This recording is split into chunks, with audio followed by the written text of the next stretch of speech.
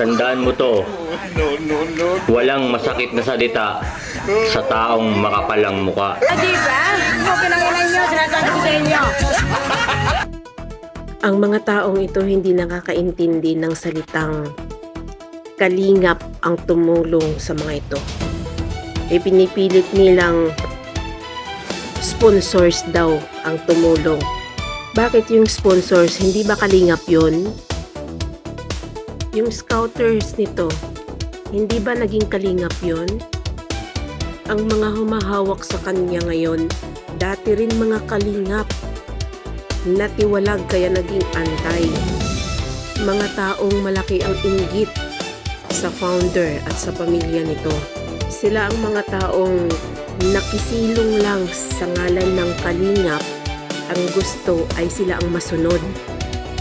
Ang kalingap, namuhunan ng 80%, kumita ng 20%. Pero itong mga anti-kalingap, namuhunan ng 20%, gusto kumita ng 80%. Ito namang mga tangang mga beneficiaries, nagpadala sa mga anti-kalingap. Itong mga anti-kalingap, pa-content lang sa mga beneficiaries ng kalingap, may views, may kita. Pero itong mga tangang beneficiaries, nagtataas ng pride, hindi naman kaya pa ang sarili. Umaasa pa lang din naman sa mga nagbibigay sa kanila sa kahit na saang foundation or mga sponsors. Bago sana magpairal ng pride at magyabang, sana ay kaya nang itaguyod ang sarili nang walang tulong mula sa iba. Umalis sa tumulong sa kanila, tapos magpapakopkop sa panibagong tutulong pa rin naman sa kanila. Wala daw siyang sariling platform, kaya hindi niya maipagtanggol ang pamilya niya. Kaya siya lumapit sa Raffy Tulfo in Action. Ang dahilan niya, dahil ito daw ay sikat at marami ang nanonood.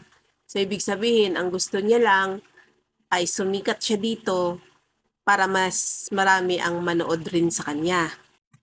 Hindi siya lumapit dito para matulungan siya dahil wala rin siyang kakayanan na labanan ang kalingap. Wala siyang kapit sa madaling salita. Ibig sabihin, manggagamit lang din talaga ito. Ginamit niya ang kalingap para umangat sa buhay. Ngayon, gusto naman niyang gamitin ang Raffy Tulfo in Action para mas sumikat pa.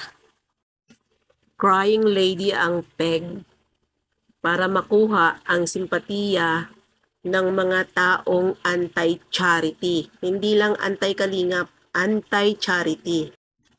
Siya lang ang kino-content ng mga ito kasi alam nilang viral to. Ibig sabihin, ginagamit lang din siya, nagpapagamit lang din siya.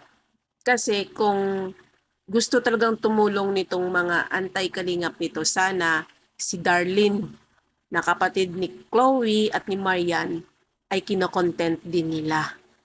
Mga batang naapirin sa ilalim ng pangangalaga ni Dr. Love.